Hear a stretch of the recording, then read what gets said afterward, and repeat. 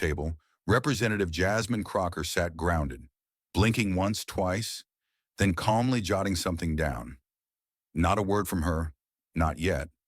But that silence, it wasn't weakness, it was control. Cash Patel, the former national security official, adjusted his mic slightly. She lacks the depth of understanding required for national security matters, he said frankly. I find it disturbing that someone with such limited experience would even be appointed to this committee. It's not personal.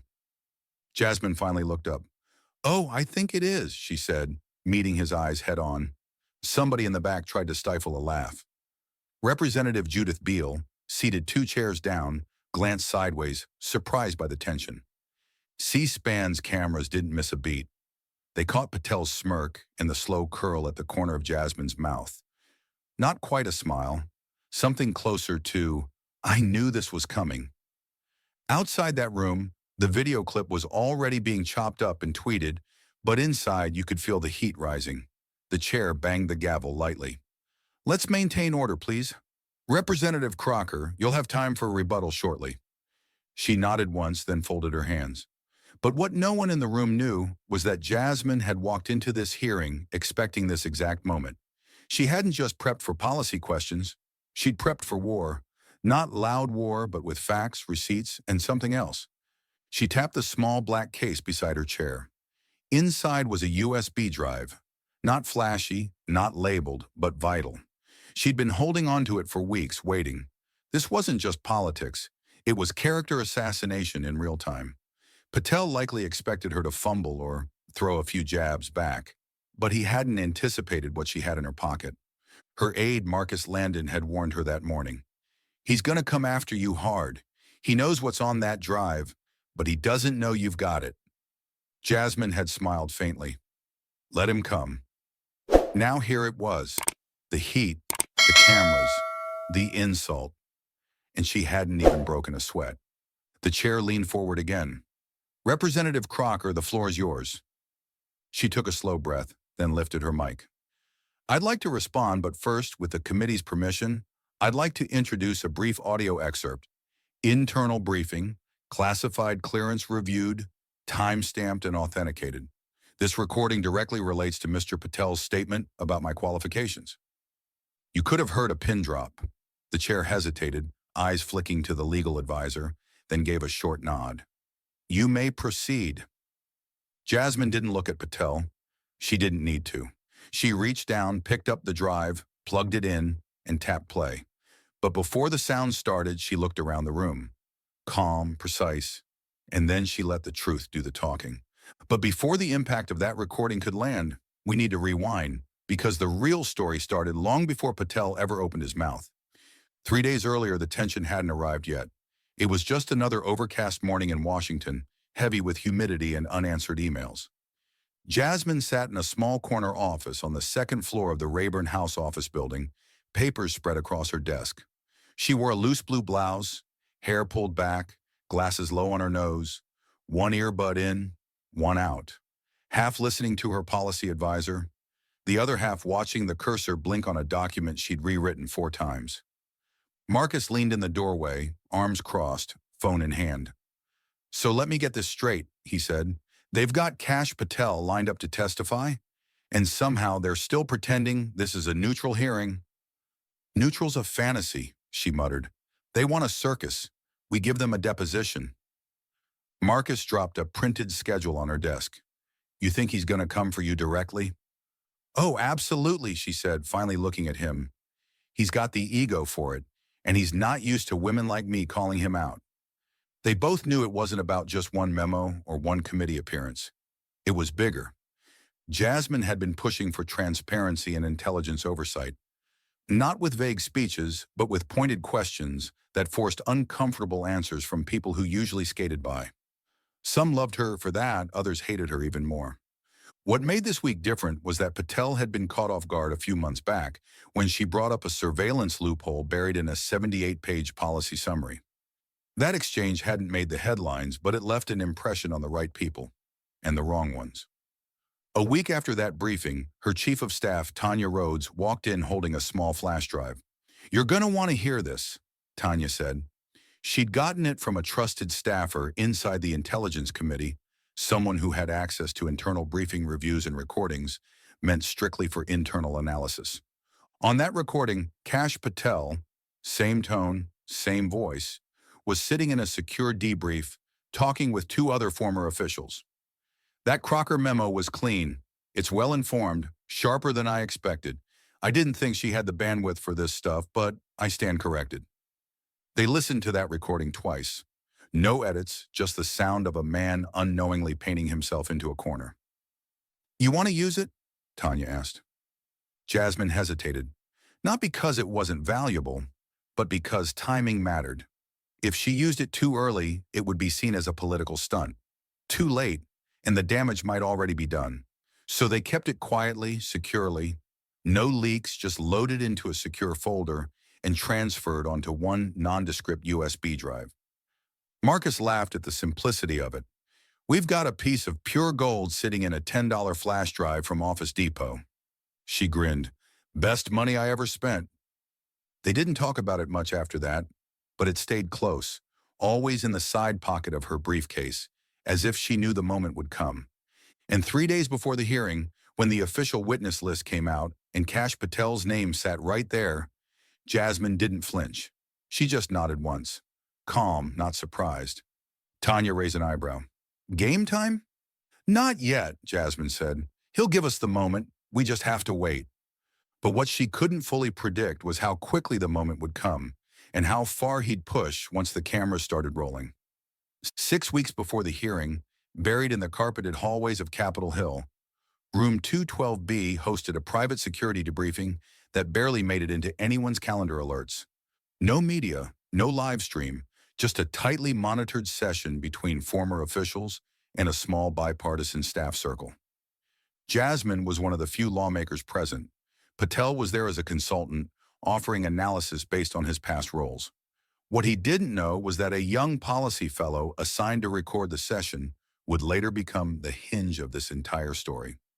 Her name was Ava Kingsley, 26, fresh out of George Washington University, with a habit of chewing on the cap of her pen when nervous. Her job wasn't glamorous: record, transcribe, file, repeat. But she paid attention, always. That day when Jasmine asked a sharp question about Section 7.02 renewal clauses and potential overreach on domestic data, Patel looked impressed. He leaned back in his chair and said, "Didn't think she'd catch that." Another former official raised an eyebrow. "You mean Representative Crocker?" "Yeah," Patel replied, not hiding his tone. "I expected surface-level talking points, but that memo she submitted, clean, well-informed, honestly sharper than I thought she was capable of." Ava paused her typing, not because she thought it was scandalous, but because it was honest. It wasn't backroom plotting, just a moment of truth spoken casually. Later that week, Ava flagged the clip during standard archiving procedures. She brought it to her supervisor, who passed it along to Tanya. "I think this might matter," Ava said quietly. Tanya listened to it twice. It wasn't explosive, but it was clear. A full admission that the same man now publicly downplaying Jasmine's intelligence had, behind closed doors, complimented her. Tanya called Jasmine that evening. "I've got some," she said. "You're going to want to sit down." Jasmine didn't say anything for the first 30 seconds, then leaned back in her chair. "This man really thought no one would remember," she murmured. Tanya asked, "You want to leak it?" "No," Jasmine said. "That's not the play. Let him show his hand first." They both knew Patel wouldn't be able to help himself. When men like that feel the room leaning against them, they go louder, not smarter. She didn't need to trap him. He'd walk into it on his own. When the witness list for the hearing landed in her inbox 2 weeks later, and his name appeared, Jasmine didn't even blink. She called Ava personally. "You did a brave thing," she told her. "I don't think you even realized it." "I didn't do it for anything," Ava replied. "I just thought it deserved to be heard." Jasmine saved the file, copied it to the little black USB, and waited. She didn't rehearse a dramatic delivery. Her plan was simple. Let him talk, let him dig, and when the time was right, let the truth speak for itself. But once the hearing began, Patel brought more than just criticism. He brought venom. Thursday morning arrived with a sticky heat that clung to every collar, every handshake. Capitol Police stood a little straighter outside the Longworth building, and media vans were parked tight along South Capitol Street. You didn't need to be a political junkie to feel it. This hearing was going to explode. Jasmine arrived early, wanting the room before it filled with whispers and sidelong glances. She sat alone at her place on the committee panel, flipping through notes. Marcus slipped into the chair behind her. "You ready?" "I've been ready," she replied. The room slowly filled. Staffers in suits, lawmakers pretending to check messages, but really scanning the room. On C-SPAN, the Chiron ran dry and factual oversight hearing national security procedures. Then the doors opened again, and in came Cash Patel. Tan suit, red tie, confident as ever. Once the session opened, pleasantries disappeared fast. By the second round of questioning, Patel had already taken swings. Not with facts, but with tone. "I've worked with dozens of intelligence committees, and I can tell you when someone understands the weight of classified analysis and when someone's just reciting notes." Jasmine sat still, hands folded, waiting. Representative Arthur Min paused, glanced at Jasmine, then asked a question Patel clearly wasn't expecting. "Mr. Patel, are you saying certain members of this committee don't meet that threshold?" Patel leaned forward. "I don't mean to target anyone personally, but yes, there are individuals who've been handed responsibility without the foundation to handle it properly." Silence, then a small clatter. Jasmine clicked her pen and turned her chair slightly toward the mic. "Would you say your views on our qualifications are consistent?" she asked. Patel's jaw tightened. "I would." "I'd like to request to play a short recording," she said. "Timestamp verified by committee counsel. It directly relates to the witness's credibility." The chair hesitated only a second before nodding. "Proceed." Patel shifted slightly, and Jasmine reached down, picked up the black USB, and plugged it in before hitting play. She looked once across the table, not at Patel but at the other members, then pressed the button. The speakers hissed, then leveled out. Patel's voice filled the room. "That Crocker memo was clean, well-informed, honestly sharper than I thought she was capable of." Silence. You could feel the air flatten. The sentence played again, looped for clarity. Jasmine didn't move. Patel blinked once, then leaned back slowly, as if the chair might swallow him whole. The chair cleared their throat. "Mr. Patel, would you like to respond to the contradiction in your testimony?" He looked at Jasmine this time, no grin. "I don't recall making that statement." "The voice is yours," Jasmine said evenly. "The timestamp places it 6 weeks ago. Same panel you briefed in room 212B. He opened his mouth to speak, but nothing came out. The room had already moved on from shock. Now it was watching her, waiting to see what Jasmine Crocker would do next. Jasmine didn't flinch. She simply removed the USB, capped it, and placed it back in her folder with the kind of care someone gives to something they don't plan on using twice. The room stayed frozen. The chair cleared their throat again. "We'll allow Representative Crocker to finish her time." Jasmine leaned in. Her voice didn't rise. If anything, it lowered. "Mr. Patel, I don't need you to like me. I don't need your approval. But when you call me unfit based on assumptions, then contradict your own evaluation in private, that's not just misleading, it's dishonest." She paused, eyes moving down the panel. "I came to this committee to ask real questions and write policies that protect real people. If you're uncomfortable with someone doing the work, that's not my concern. But what you won't do is rewrite history just because the truth is inconvenient." Now a few heads around the panel shifted. Some nodded, others looked stunned. Representative Judith Beal leaned slightly into her mic. "I think we've all now heard direct evidence that Mr. Patel's public commentary conflicts with his private statements. That's something we should all consider before accepting further assertions from him as credible." Patel tried to recover. "It's possible my comments were taken out of context. I've praised people before and later revised that opinion. But it was already too late. Once you hear someone's unfiltered truth, spin just sounds like noise." Marcus, sitting in the second row behind Jasmine, glanced at her with raised eyebrows. She didn't look back, but she could feel his pride without seeing it.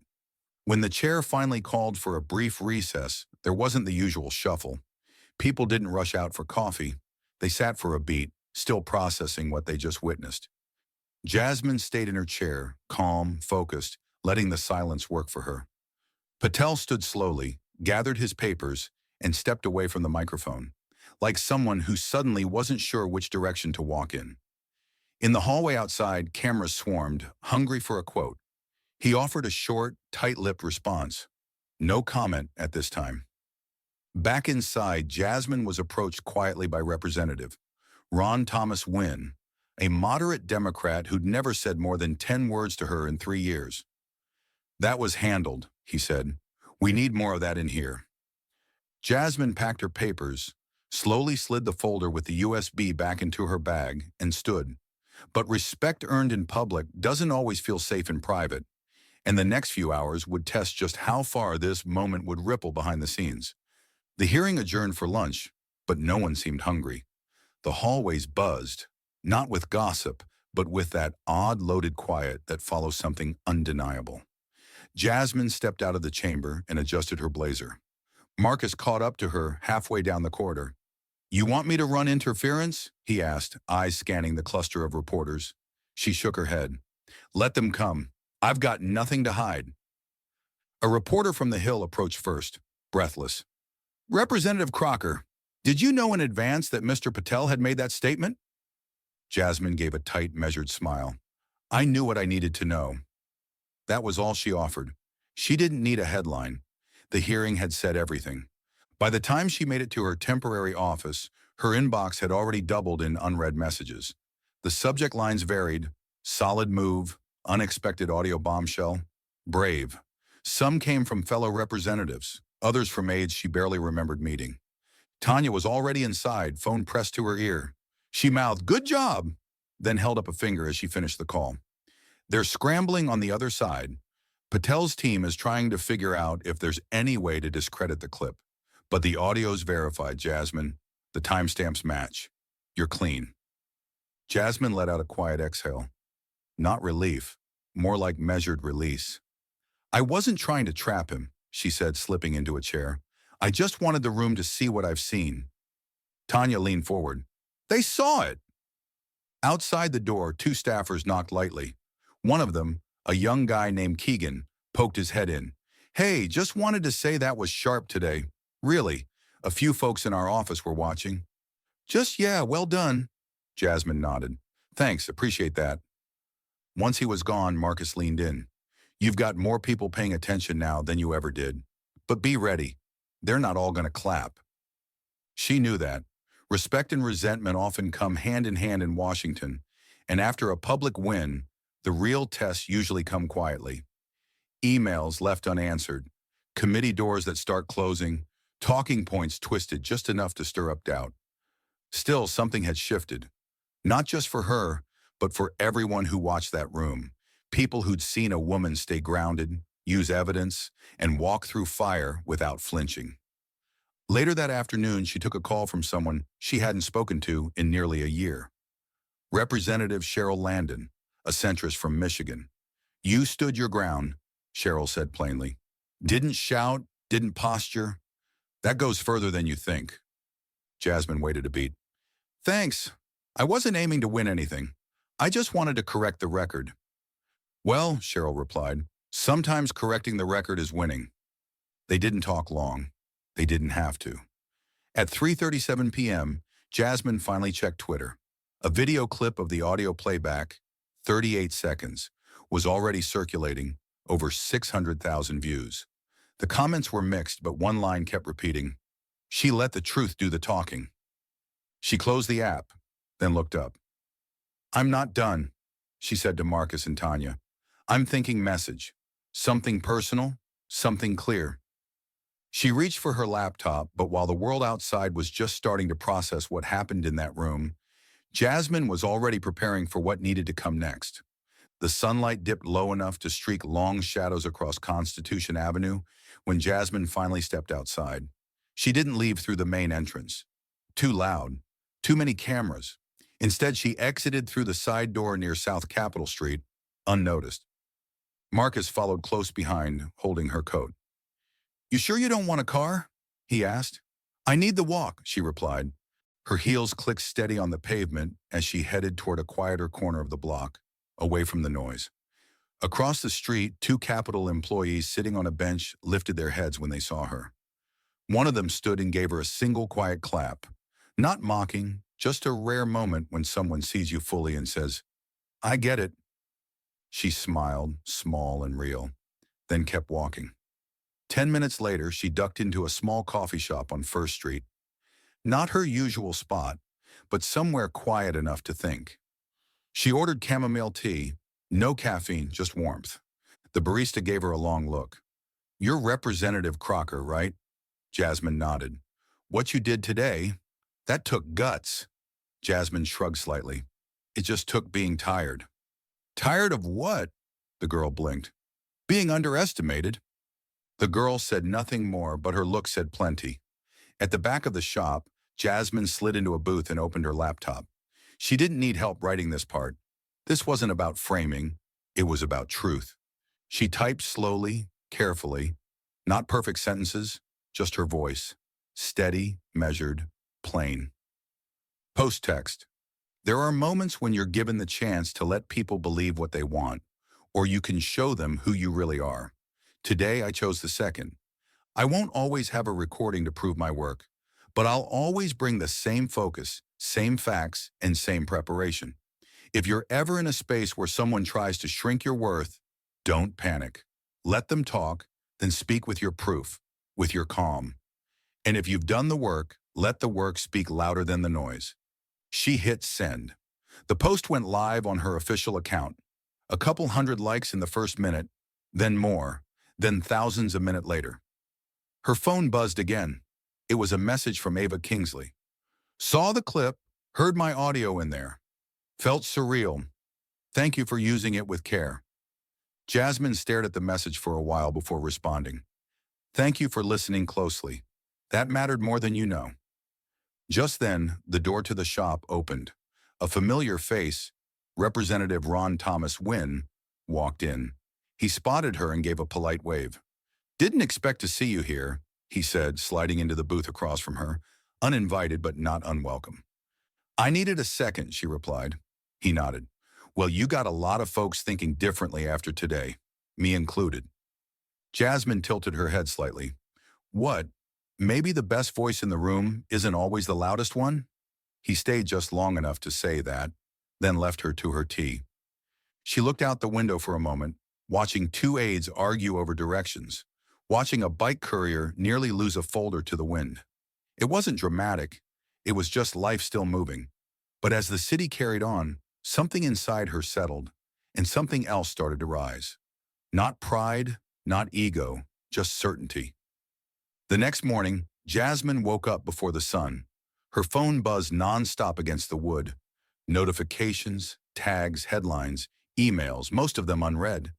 But she didn't reach for the phone first. She walked barefoot into the kitchen, brewed a pot of coffee, and sat at the small wooden table she rarely had time to use. No makeup, no blazer, just Jasmine. Robe wrapped tight, sipping slow, letting her thoughts catch up to her body. It had been less than 24 hours since that hearing, and already the outside world had spun itself into chaos. Cable panels were dissecting her response. Online threads were arguing about the ethics of using private audio. Blogs were praising her poise, while others were doubling down on character attacks. She knew that would come. When you disrupt the script, they always try to make you the problem. At 7 a.m., she opened her laptop again.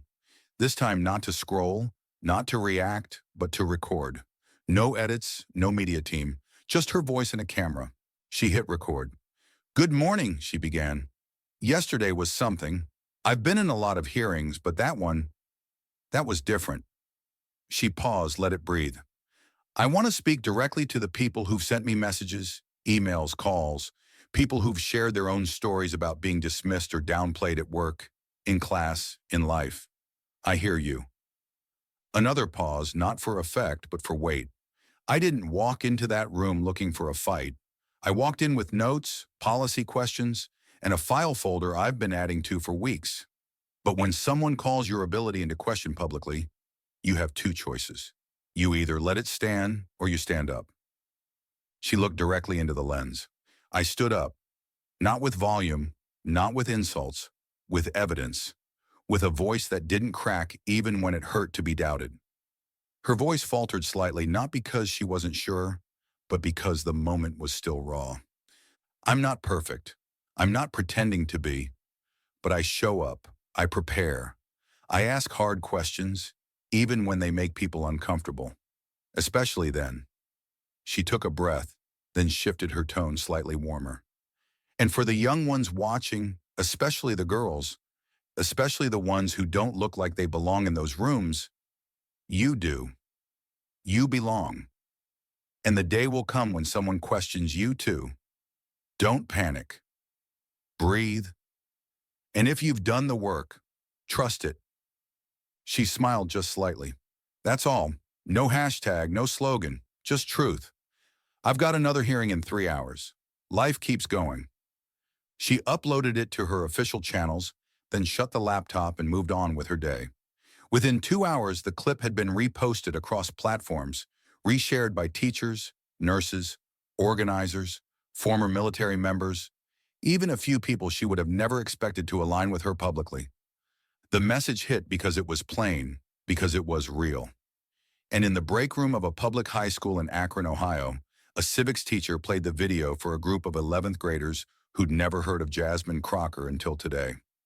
Halfway through, one of the students, Amira, raised her hand and said, "Wait, so she didn't yell? She didn't walk out?" "Nope," the teacher said. "She just let him talk and then answered him with proof." Amira smiled. "I like that." The teacher looked at the rest of the class.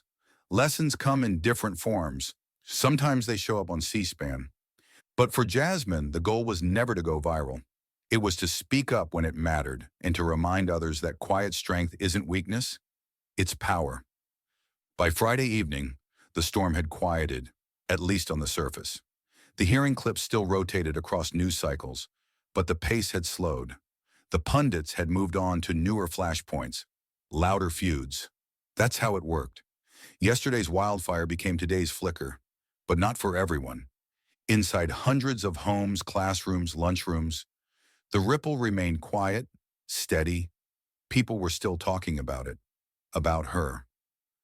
In a small studio apartment in Spokane, Washington, a woman named Gloria sat on her worn beige couch, watching the clip for the fourth time. She was 62, retired after 35 years in the public school system. She'd seen women like Jasmine come and go. Sharp, determined, often crushed under the weight of proving themselves, twice as much to be taken half as seriously. Gloria didn't cry, but she did sit a little straighter as Jasmine's words played again. "Let them talk, then speak with your proof." She whispered to no one.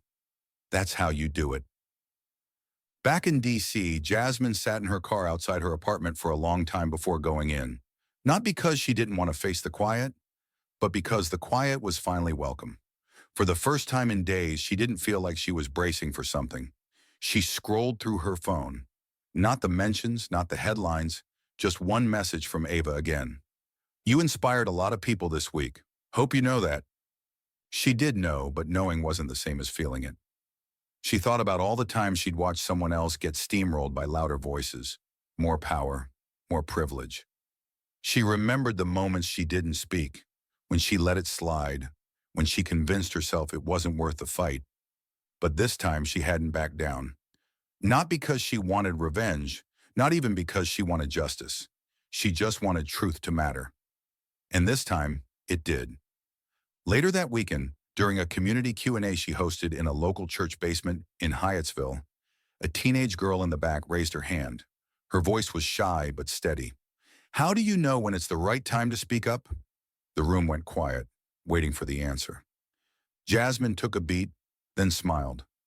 "You don't always know, but if someone's trying to define you with a lie, and you've got the truth, that's your time. Say what's real, and say it without needing to shout." The girl nodded slowly, writing it down like it meant something. because it did.